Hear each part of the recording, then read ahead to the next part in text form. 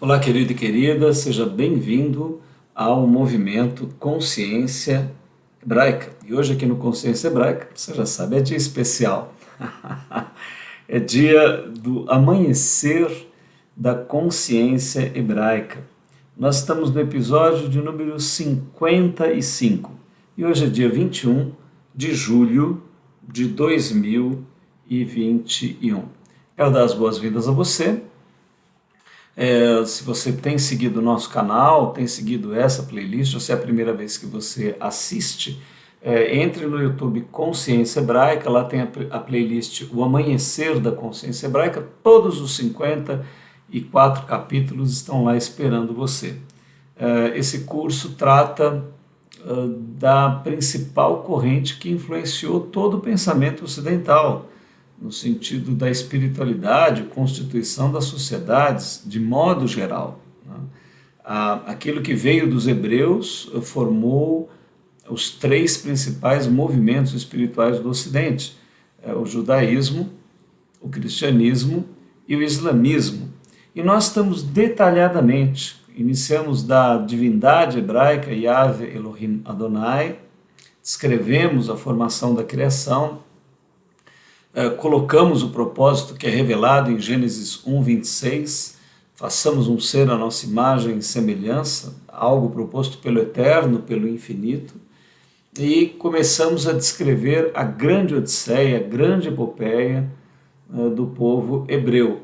E começamos do livro do Gênesis, estamos estudando os patriarcas hebreus. Com tranquilidade, vimos a grande texto do Gênesis, o primeiro capítulo, o segundo e terceiro, de forma bastante simbólica, o quarto, onde já entra na genética crística, genética formadora do Messias hebreu.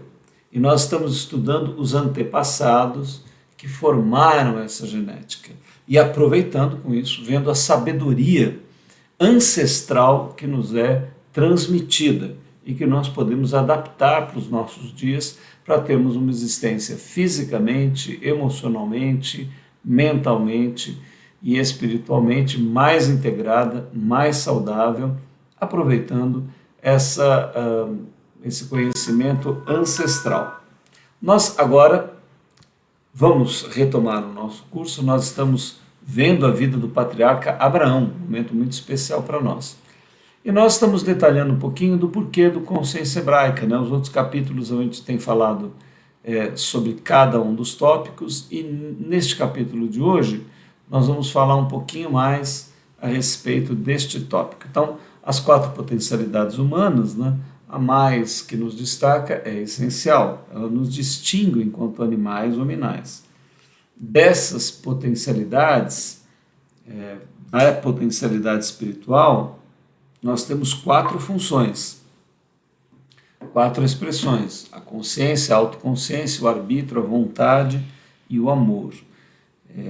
O hebraico e o judaico, a gente considera o hebraico a espiritualidade humana e o judaico a história de um povo que nós estamos vendo.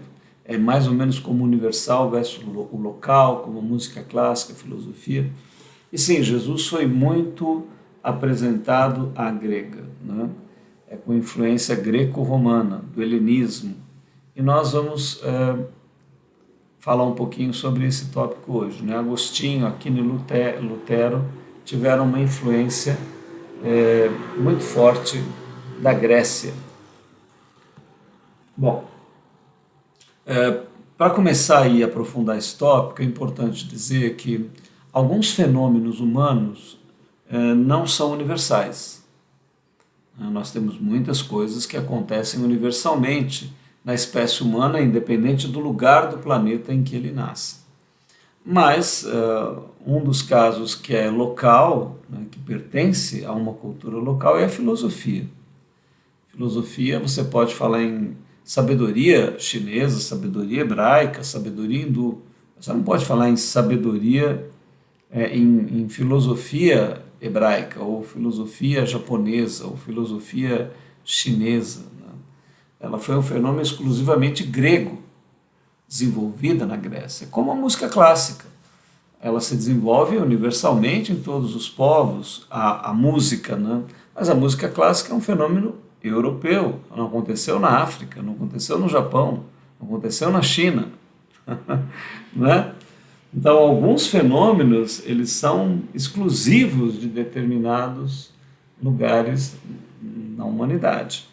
E a Grécia, ela acabou desenvolvendo um sistema de pensamento intelectual e intuitivo também,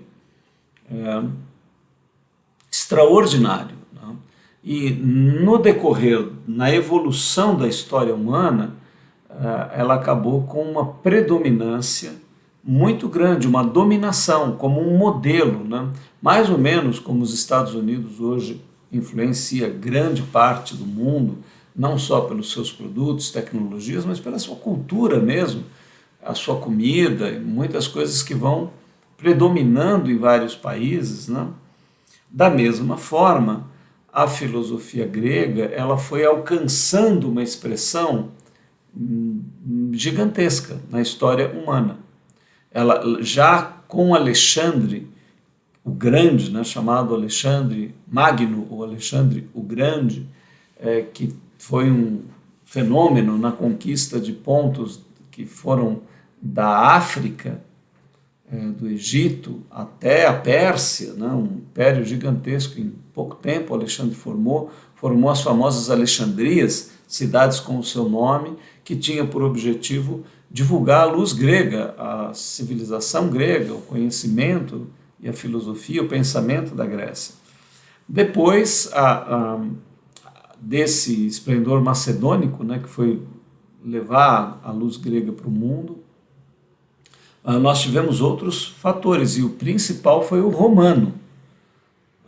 Enquanto a história da humanidade corria, ali na região da Europa, se desenvolve a cultura romana, e com o desenvolvimento do comércio e com a acumulação de riqueza e a formação de exércitos, eles acabam montando uma máquina bélica, né, uma capacidade de exércitos incomparável. E eles acabam dominando praticamente o mundo conhecido, um dos impérios mais longevos da história humana, né? Vai durar, tocar aqui na nossa história moderna, começa lá antes da nossa cultura, na formação ali em 70, os romanos, depois de Cristo, já destroem Jerusalém, né? Então a história de Roma vai muito anteriormente a isso. Você pode procurar aí no Google e verificar o período enorme que é o Império Romano. E os romanos chegaram até a Grécia, conquistaram a Grécia, um grande feito, mas foram dominados, encontraram ali uma cultura gigantesca.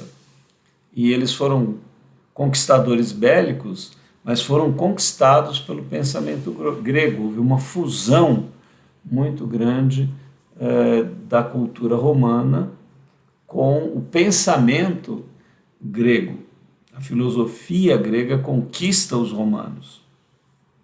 E isso dá para eles a base que faltava, não só a força militar, mas a sabedoria grega, para eles conseguirem um império de tanta longevidade, de permanecerem tanto tempo dominando muitos povos, um feito na história humana.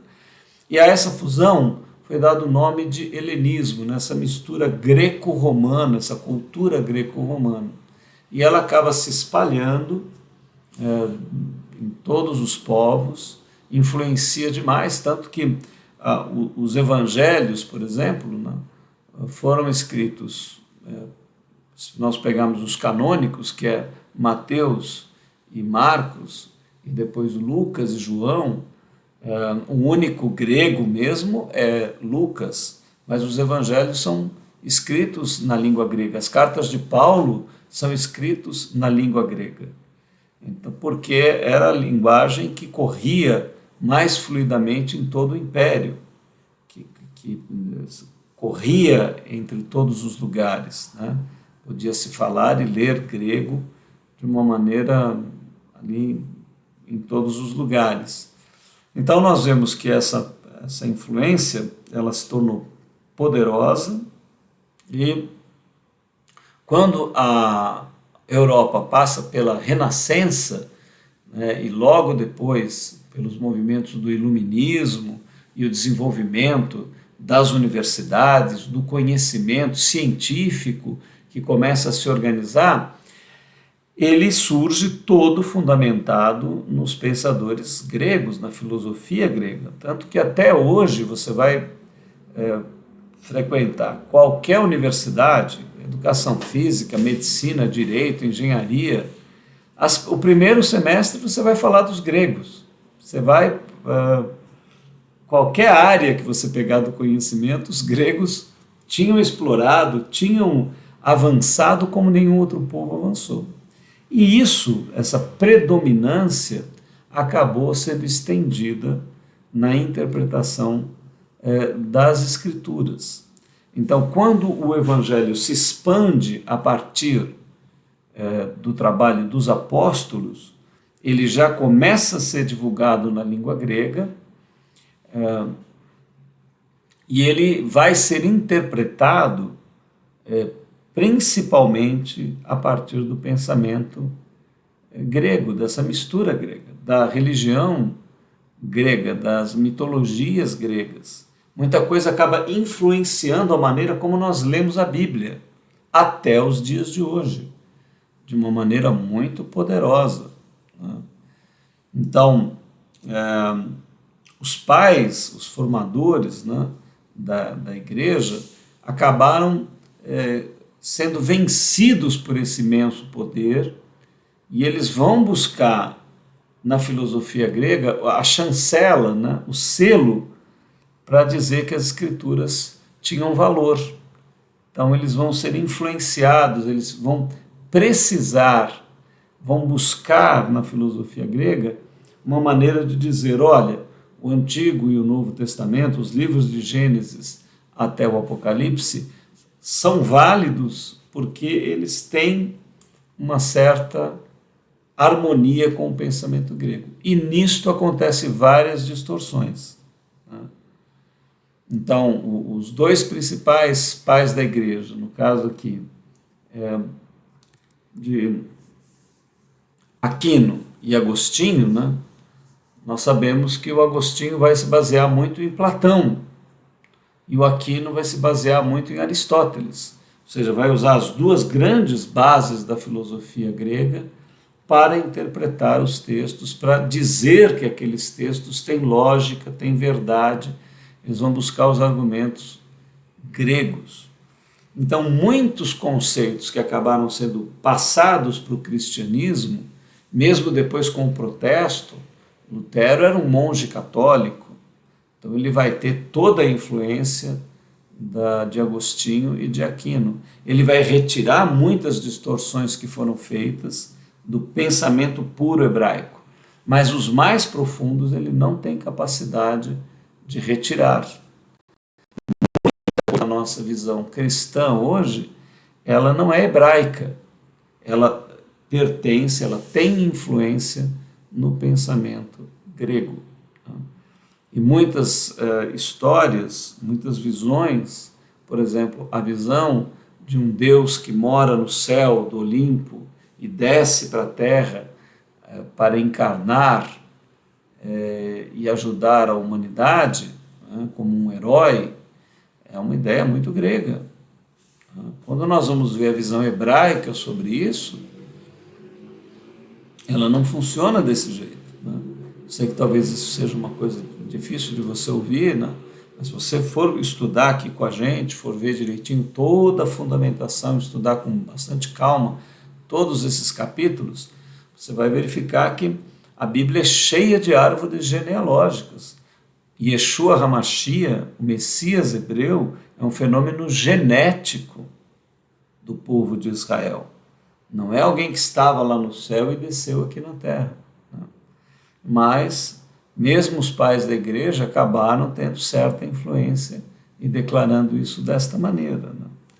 Então, tudo isso nós estamos tendo a oportunidade aqui de estudar. Se você se dedicar, se você ler, se você buscar, você vai despertar para compreender que nós precisamos retirar essa influência helenística, grega, e vermos a Bíblia pelos olhos hebraicos. Então, continuando aqui, hoje a gente explicou com mais profundidade esse tópico, né? Então, Jesus foi muito mostrado à grega e nós queremos um Jesus mais hebraico. Então, Consciência Hebraica é um movimento que procura buscar o olhar original de Jesus sobre a espiritualidade humana. E esse curso é o que mostra o início de tudo e de todas as coisas. Desejamos a você uma excelente viagem, oferecemos o nosso jato aqui para você percorrer esses textos maravilhosos.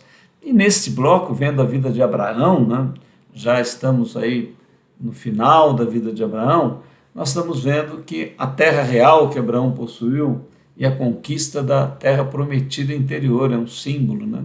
O campo harmônico de um ser humano é chamado de bênção. Então a gente viu bem essa harmonia na vida de Abraão, os caminhos da genética crística para a geração do Messias, o legado de um homem através de um servo, uma linda lição, o fim anunciado desde o princípio, as várias relações de Gênesis a Apocalipse. E lemos os escritos hebraicos como composição de mão única, o que é surpreendente, fantástico e causa elevação espiritual. Se você quiser a explicação detalhada, volte a alguns estudos. Sempre no primeiro estudo, quando a gente faz essa relação, nós detalhamos item por item. Agora a gente só lê. Vamos adiante para ganharmos tempo. Qual é o texto que nós estamos vendo agora? Gênesis 24, de 1 a 67. Aqui já estamos no 11, né? E eu então vou ler para você, só rapidamente, né? Dando um pouquinho do contexto, se você não pegou o estudo anterior, Abraão solicita, ordena ao seu escravo, ao seu servo Eliezer, que não conduza, né, o filho dele, o Isaque, não permita que ele case com uma das mulheres cananeias. Então tem um princípio da genética aí intuitivo, né? Ou seja, Abraão percebe que para a formação do Messias, o gene necessário estava lá no Iraque, lá na Mesopotâmia, né, atual Iraque, em uma mulher da sua parentela. E Eliezer é então incumbido da missão de encontrar esta mulher. Eles não sabem quem ela é. Apenas há essa intuição de Abraão de que essa mulher existe, de que há um propósito da divindade para o seu filho Isaque dar continuidade àquilo que foi proposto em Gênesis 1, 26. Evidentemente não com essa clareza, mas eles estão intuitivamente buscando isso, revelando isso, né? E agora nós estamos nesse momento. Ele pega outros servos, pega camelos, vai até a Mesopotâmia, né? E agora nós vamos ver o momento onde ele encontra, onde ele pede um sinal, e a gente fica admirado, né? Até nós colocamos lá no início, com a qualidade deste servo de Abraão. Então, uma pessoa formada ali na casa de Abraão, nós vemos o poder que o conhecimento hebraico já está formando pessoas. A partir de Abraão, essa intuição da divindade, a ordenação de toda a sua casa e a formação de homens e mulheres que têm esta intuição, esta mesma visão de Abraão. Ao ver este servo, Eliezer, nós já ficamos espantados do resultado que o texto, que a intuição, que a palavra, que aquilo que está sendo falado, né, por Abraão, vivido por ele. Ainda não havia nada escrito, né, mas a escritura estava sendo feita no coração de Abraão pela própria divindade. Esse texto escrito no coração de Abraão estava sendo transmitido e causando um efeito gigantesco, maravilhoso, tremendo, né? Então isso para nós é muito importante. Por quê? Porque isto vai passar de geração a geração, e vai influenciar a mente de milhares e milhares e milhões, bilhões mesmo, de seres humanos, em todas as faixas sociais, em todas as culturas. Evidentemente, muitos negam, muitos não aceitam, muitos não consideram, mas muitos homens extraordinários, de cultura elevadíssima, de mente elevadíssima, de inteligência elevadíssima, se curvam a toda esta sabedoria que está sendo reunida, primeiro intuitivamente, verbalmente, depois ela será escriturada, mais adiante nós veremos isso, a partir de Moisés os escritos começam a ser realizados, e depois isso tudo irá formar um livro, né, uma coletânea de livros, né? Bíblia é a palavra, significa livro, biblioteca é um conjunto de livros, Bíblia é livros. Esses livros vão influenciar reis, cientistas, homens do direito, homens, governadores, presidentes, revoluções, vão ser todas dirigidas por estes escritos intuitivos que nós estamos vendo aqui. Então, tudo isso é cultura que vai nos formar, que vai nos alimentar, que vai nos estruturar, que vai transformar a sua vida. Só de você ler estes textos continuamente, de você alimentar a sua mente, o seu mindset, né, a sua formação básica mental e emocional vai ser alterada. É impossível que a pessoa leia por longo tempo esses escritos hebraicos e não tenha a sua configuração, o seu mindset mudado, a não ser que ele não tenha interesse, não leia, ou leia só por um interesse intelectual passageiro, dê uma lida. Mas se a pessoa aplicar fé no texto, ele se aviva e acontece exatamente o que aconteceu com Eliezer, que nós vamos ver aí, mudanças extraordinárias. E, evidentemente, a partir de uma atitude nova, de um mindset, né, de uma configuração da mente nova, de um emocional novo, de uma nova postura em cuidar do seu corpo, toda a tua vida vai passar por alteração. Então, esta sabedoria essencial, ela vai alterar os sistemas humanos, a maneira de vida, e vai estruturar civilizações inteiras, famílias e vidas humanas. Homens e mulheres que vão ser transformados, modificados pelo conteúdo essencial que estes textos de Gênesis a Apocalipse trarão. E é isso que nós oferecemos a você, essa grande revolução. Hoje, se você for visitar a Europa, você vai ver que as maiores obras de arte de todos os tempos, na arquitetura, na escultura, na pintura, são todas influenciadas por todo este conteúdo imenso, gigantesco, e que vai até o fim da humanidade. Será combatido, será desprezado, será tido como lá na frente, principalmente, já temos sinais disso, né? Considerado como um atraso da humanidade, como algo que está impedindo o desenvolvimento humano, mas nós vamos entender que não, né? Esta ideia não está correta. O que vai levar a humanidade à sua destruição é o completo abandono desses princípios e fundamentos. Aliás, interessantemente, se você viu o nosso curso desde o começo, você vai encontrar isso. Nós vamos falar da era axial, né? Acontece um fenômeno na história humana, em 600 anos mais ou menos, por volta de 600 anos antes de Cristo, onde ao mesmo tempo, no Oriente Médio, no Extremo Oriente, acontece um alinhamento de pensadores que se alinham pela vida e constroem uma base moral e ética, uma maneira de se comportar que solda, cria uma estrutura concreta, uma base para a formação de todas as civilizações.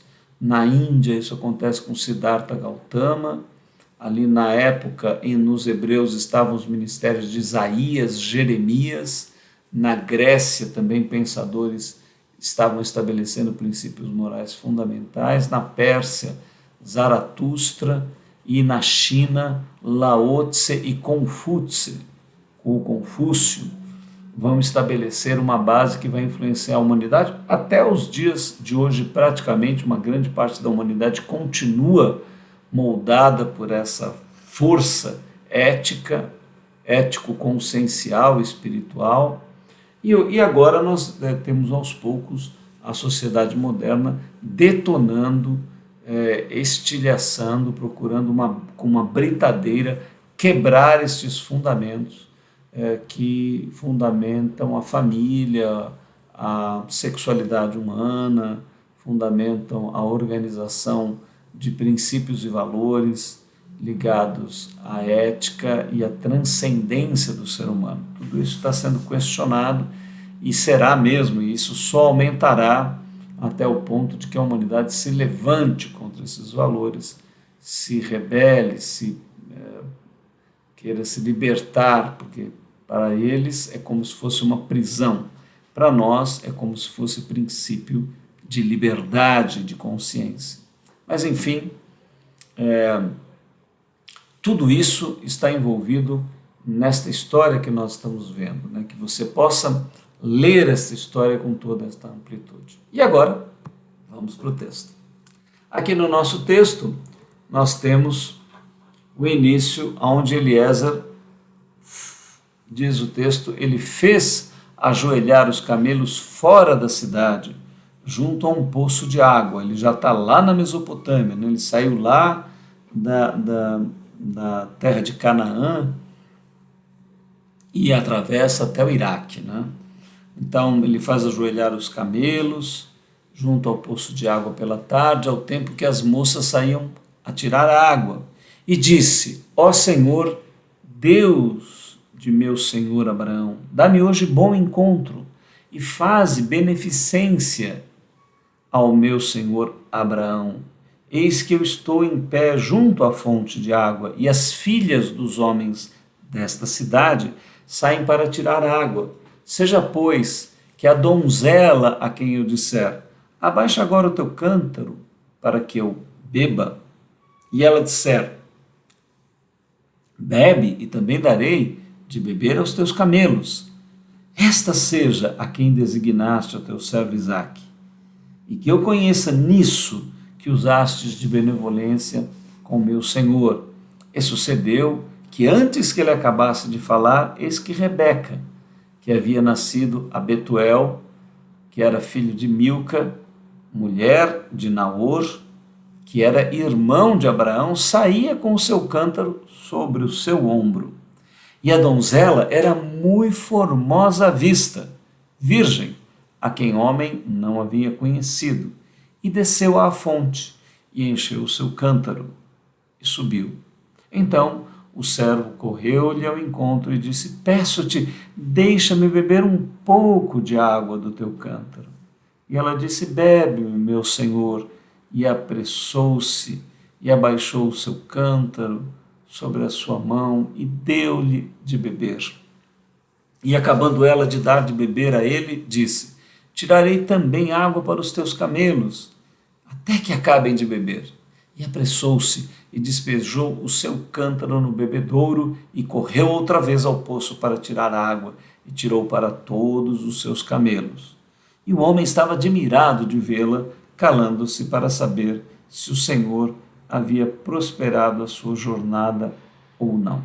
Em reflexões, nós vamos ver a atitude do servo de Abraão em relação ao Eterno, uma proposta dele e uma ação da jovem, a diligência da jovem e a sua disposição para com um estranho. Olha, aqui nós já ficamos espantados, né? Este homem revela então a formação que teve dos hebreus, que teve de Abraão, o primeiro a ser chamado hebreu do povo de Israel, né? Então, este homem, ao chegar ali, ele entra em oração, em meditação, contemplativa, dizendo: olha, virão aqui as filhas dos homens, né? Mas eu preciso de um sinal. Quem é esta donzela? Quem é esta moça que está preparada para dar continuidade à linhagem do meu Senhor, né? E para nós aqui hoje sabemos, para que culmine na genética de um homem chamado Jesus. Onde está esta jovem? Quem é ela, né? Então ele em oração diz: Senhor, eu sei que tu és real, eu sei que tu és um ser que tem o Deus de meu senhor Abraão. Também ele revela aí que tinha se tornado o Deus dele, porque ele ora a esse Deus, né? Ele não vai pedir aos seus deuses, não vai pedir a nenhum outro. Não, ele fala, olha, meu Senhor tem um Deus que é o infinito, o eterno, que ele coloca aí, que nós não temos imagens desse Deus, né? Uma coisa muito estranha, todo mundo tinha esse Deus, o Deus materializado na sua casa, tinha uma estátua que a pessoa olhava, mas Abraão não tinha estátua nenhuma. Aqueles servos deviam ficar curiosos e aprenderam com ele, mas como é que a gente não tem uma estátua desse Deus? E Abraão dizia, olha, esse Deus é o infinito, esse Deus é o eterno, ele é todas as coisas, ele não está em nenhum lugar e ele é tudo, né? Ele é o Todo-Poderoso. Então ele foi aprendendo tudo isso, e chegando ali ele tem uma missão, e ele se sente incumbido dessa missão, que muito mais do que uma prática, ela é uma missão intuitiva, uma missão espiritual, né? Aí eu pergunto para você, né? Como você temos dirigido a nossa vida, feito negócios, conduzido as nossas coisas, escolhido ou encontrando uma esposa para si, né?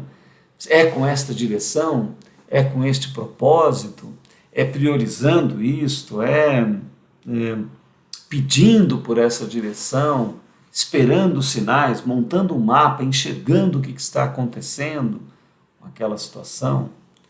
Então, esta é uma ensinança para nós, um ensinamento para nós, né?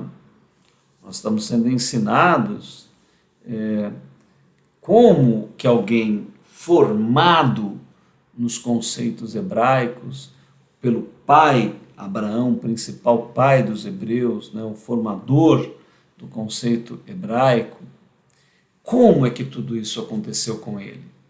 E como que ele foi instruindo? Então, este servo nos dá esse sinal, aqui no texto no início, né? Ele diz, ó Senhor, Deus do meu senhor Abraão, dá-me hoje bom encontro, faze beneficência ao meu Senhor, eis que estou junto à fonte, então as filhas vão sair, dá-me um sinal a que eu pedir, abaixa agora o teu canto para que eu beba. Então veja, um dos sinais vai partir dele, né? Porque assim, ele vai provocar a jovem, ele vai olhar uma jovem, né?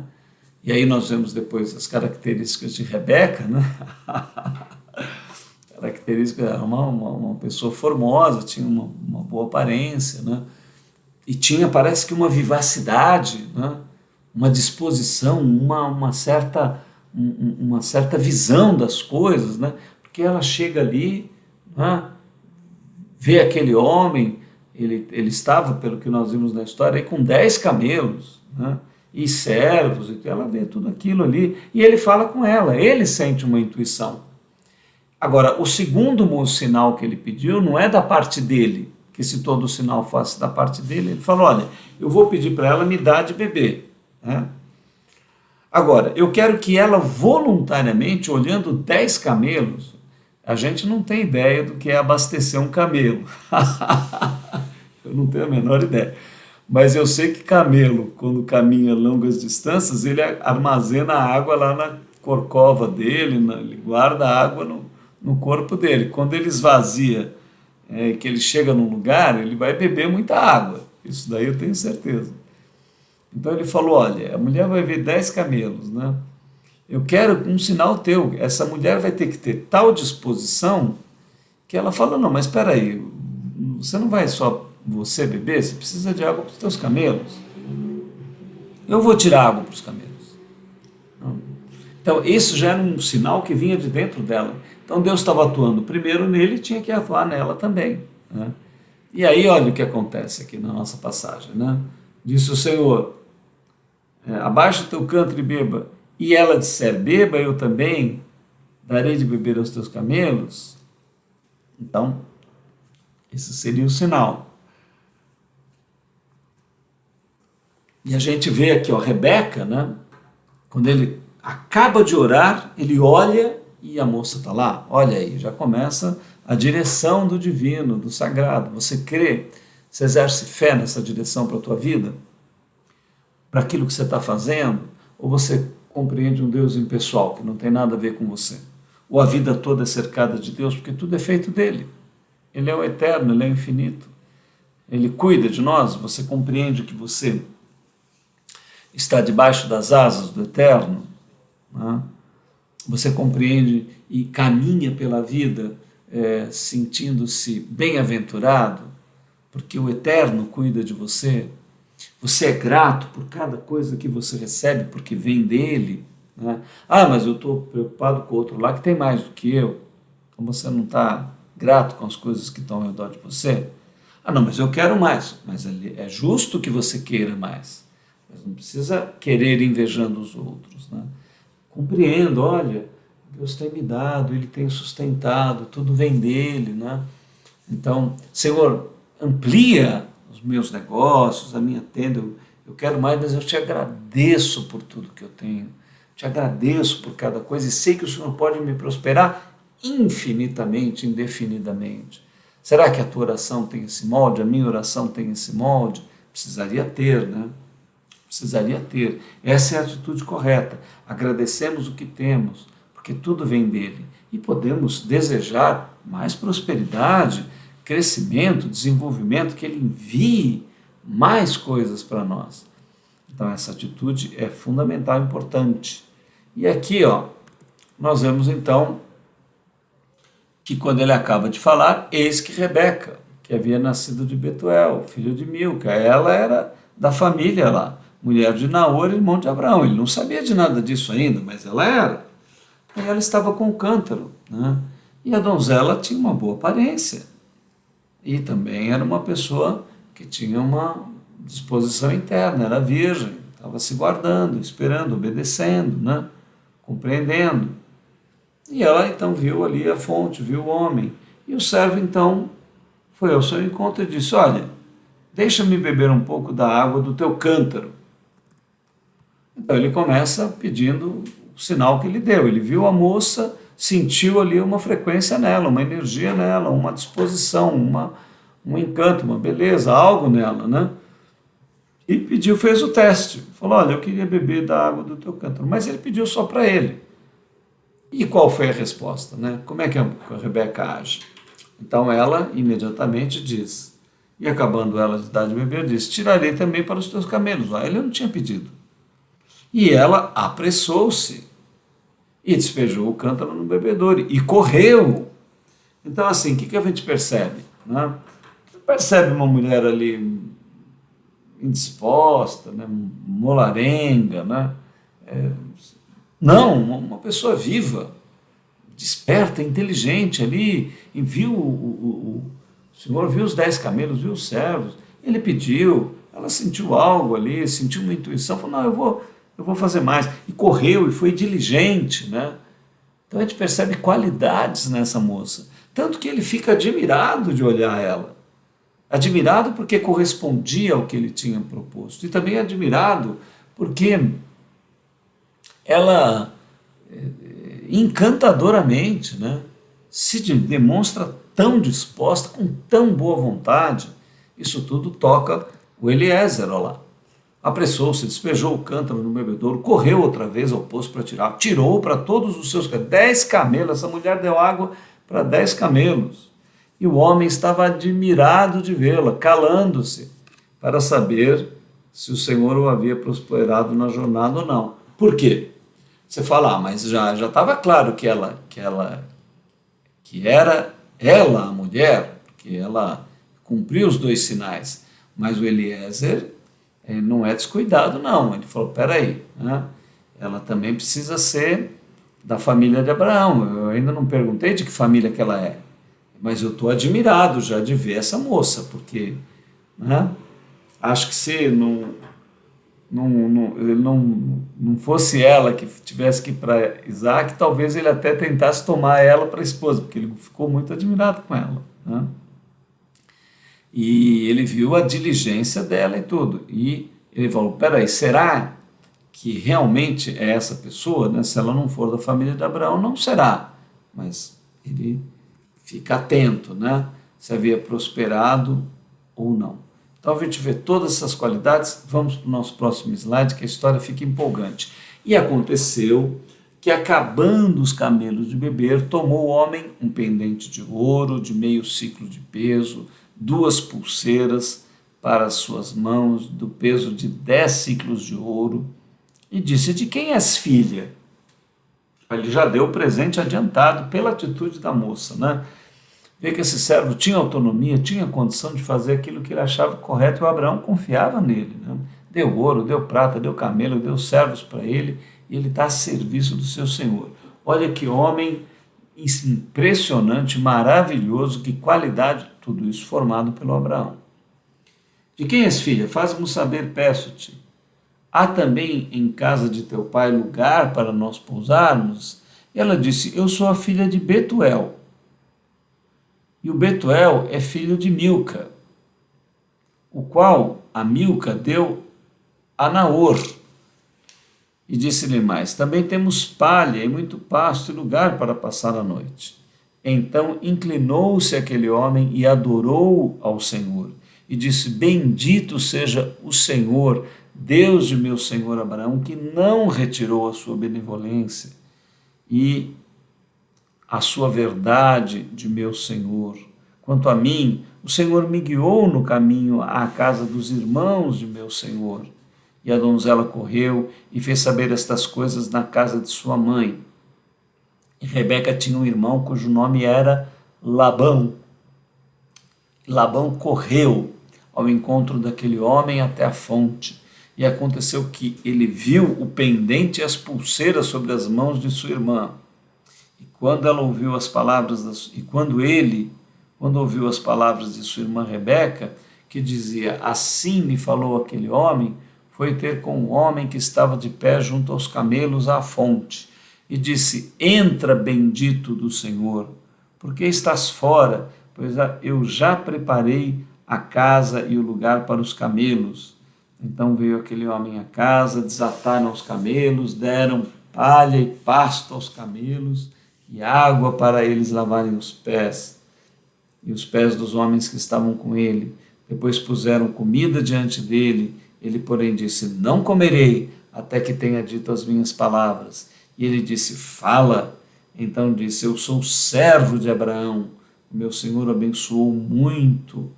O Senhor abençoou muito ao meu Senhor, de maneira que foi engrandecido, e deu-lhe ovelhas, vacas, prata e ouro, servos e servas, e camelos e jumentos.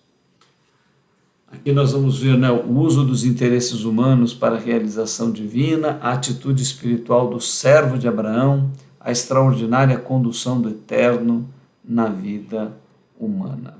É isso que nós vamos ver. Então, olha que maravilha agora a confirmação final da história, né? Quando ela diz que ela é filho das pessoas que a geraram e etc., ele entende, ele tinha os nomes, sabia que aquelas pessoas eram da família de Abraão. Então, a divindade havia levado ele ao lugar certo, à pessoa certa, né? Não é aí uma simples coincidência, mas é uma cristicidência, né? Uma direção da divindade tocando, movendo, preparando. E assim tem que ser com a minha vida, assim tem que ser com a sua vida. Nós precisamos ter uma confiança, ter fé, né? Também, evidentemente, mudarmos a nossa vida, né? Termos o desejo de nos harmonizarmos com essa vida infinita, de querermos entrar em sintonia com ela, para nós sentirmos que ela dirige a nossa vida e temos confiança e entrega. Então vamos para esse texto para a gente poder abordar aqui. Olha. Então ele dá para ela o pendente de ouro, as 2 pulseiras. Ó. Isso vai usar interesses humanos. Vê que o irmão do Labão, ele vai olhar para o ouro, ele vai olhar para o ouro que a irmã dele está trazendo. Vai ver os camelos, vai ver os servos, né? Ele vai contar que o servo Abraão era um homem próspero, que tinha muitas propriedades. A moça ouve isso. Os irmãos, o pai, ouvem isso. Ah, isso não importa nada. Não, importa. Mas tem uma influência aí. Esse interesse humano, Deus usa tudo isso, né? Usa os meus interesses, usa os teus interesses, né? Usa os interesses das pessoas. Se nós estivermos na frequência certa, na dimensão certa, com um propósito correto, isso tudo vai progredir para a glória, para o processo de formação dos filhos de Deus, né? Se o nosso coração estiver errado, então você vê aqui, ele utiliza tudo isso. E ele então confirma, olha, eu sou filha de Betuel, filho de Milca, o qual deu a Naor. Então, ele sabia que já estava na família correta, né? Disse-lhe também, temos palha e muito pasto, lugar para passar o camelo. Olha o que ele faz. Imediatamente ele para tudo e ele adora a Deus. Então veja, este é o centro da vida deste homem, né? Tudo que ele está fazendo, que ele está movimentando, tem uma relação maior de vida para ele. Olha, deixa eu te falar uma coisa, se você sai, né, da tua cama todos os dias só pelo teu ego ou pelas tuas coisas, não, eu saio porque por causa da minha casa, por causa do meu filho, por causa da minha filha, por causa do meu sítio, por causa da minha casa na praia, por causa do meu carro, pelo meu conforto. É só isso que te tira da cama? Eu. Você tem alguma coisa maior na tua vida, uma visão maior, um propósito maior, um mapa que seja mais amplo? Este servo de Abraão tinha. Vê que ele está fazendo aquilo pelo seu Senhor, ele está fazendo aquilo pelo Deus que foi mostrado para ele. Ele era um escravo, uma pessoa do mundo que não tinha, mas ali com aquele homem Abraão, ele encontrou a vida eterna, a divindade, o ser eterno, e ele é grato. Então ele para tudo e ele se inclina, ele se prostra, ele adora e ele diz, olha, tudo isto aqui vem da divindade, eu louvo essa divindade, olha que coisa linda, né? Que coisa maravilhosa a atitude desse homem, né? Ele então se inclina, aquele homem, ele vai até a terra, se humilha, se inclina e diz, olha, eu adoro ao Senhor, bendito seja Ele, o Senhor eterno, Deus eterno, Ele é o Deus do meu Senhor Abraão. E Ele não retirou a sua benevolência, Ele não retirou a sua verdade do meu Senhor. Enquanto a mim, eu sou servo, só um simples servo, um simples escravo, mas o Senhor também me guiou à casa dos irmãos do meu Senhor. Olha, então, quando tudo isso acontece, agora quem ficou espantada foi a Rebeca, né? De ver aquele homem falar aquelas palavras, aquele homem fazer aquela adoração, citar o Deus, citar o nome de Abraão e tudo. E ela então fica emocionada e corre para casa e vai anunciar na casa dela, olha, aconteceu uma coisa impressionante, eu fui tirar água lá, um homem parou, conversou comigo, eu fui dar água para ele, senti de dar água para os camelos também, e agora ele está falando coisas impressionantes, me deu joias e disse que está aqui com um propósito. Cria uma revolução. Por quê? Porque há um propósito, porque há uma dimensão superior, porque há um sentido mais profundo. Então nós precisamos despertar a nossa vida para um propósito, missão, direção, sentido, algo que mova as nossas vidas, pelo qual nós possamos nos dedicar, que transforme o nosso dia a dia comum, que nos leve a uma visão mais profunda da existência, que veja algo que é transcendente. Tudo isso esse escravo, um simples servo do Abraão, estava realizando. E aqui então, agora entra a família dele, né? Ele vê a joia, ele vê o irmão dela, né? Que Rebeca tinha um irmão cujo nome era Labão. Então ele vê e ele corre lá. Então ele traz o homem, prepara tudo, põe os camelos e coisa e tal, e aí queria servir comida. E olha, novamente uma coisa espantosa, né? Todo mundo aí, uma pessoa de viagem, veio, lavou, tudo, ia sentar para comer. O Eliezer diz, não, eu não posso comer antes de eu falar o que eu tenho que falar. Não me interessa a comida, não é a fome, não é nada, né? Então aí a gente vê uma autorrealização dele, né? Acima das necessidades fundamentais, básicas. Isso acontece quando a espiritualidade nos toca, né? Homens que caminham com uma visão transcendente, né? Submetem áreas da sua vida, processos, né? Confiam, colocam aquilo acima das outras necessidades. como uma prioridade, é o meu Deus, é aquilo que me dirige, né? Então, eu não sei você, eu não sei se você tem um grupo, não sei se você frequenta alguma igreja, se você tem algum compromisso, mas assim, não deixe que nada tome a frente disso, né? Se você tem um compromisso lá com um grupo, com uma igreja, com pessoas que estão buscando aquele Deus, coloque isso em primeiro lugar. Ah, mas vou colocar na frente de todas as minhas coisas. Deus vai te dar sabedoria, até que você, com harmonia, junto com a sua família, coloque aquilo em primeiro lugar na vida de todos vocês. Porque Ele é a nossa vida. Todas as coisas vão passar, os nossos bens passarão, aquilo que nós fazemos, aquilo que os outros falam de nós, a nossa existência, nosso corpo, tudo vai passar. Mas uma coisa não irá passar. É este sentido, é este pulsar, é este ser infinito que nos chama para uma grande realização, para uma grande missão, para um grande propósito. Então, tudo isso está nesse texto e nós somos o Movimento Consciência Hebraica. Vamos ficar por aqui. Espero que você tenha sido tocado por toda essa história tão linda e maravilhosa. Não perca a semana que vem, nós estaremos de volta, trazendo para você coisas impressionantes da vida de Abraão, desses homens todos, né? Nós estamos no YouTube, o canal chama-se Consciência Hebraica. Indique o nosso vídeo para algum amigo seu, mande o nosso vídeo, faça um like também para você receber mais vídeos nossos e outros vídeos parecidos. O YouTube te reconhece quando você faz um like, faça comentários se você puder. Nós também temos o Telegram, se você tiver instalado no seu celular, procure lá o Consciência Hebraica, está tudo publicado lá.